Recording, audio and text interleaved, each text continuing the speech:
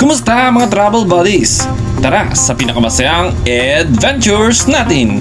Samahan niyo ako sa first episode ng Cebu trip. Ating puntahan ang Sirao Garden.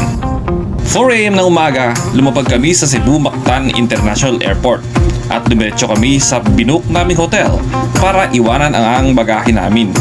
Pagkatapos, sinundo kami ng aming travel agency na Happy Trips para simulang libutin ang Cebu at ang first stop, Sirao Garden.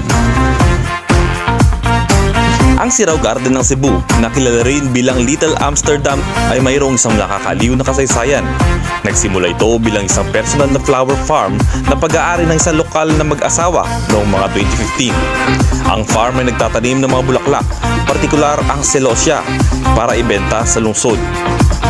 Naging popular ang Sirao Garden sa mga lokal na turista matapos kumalat ang mga larawan ng magandang tanawin nito sa social media.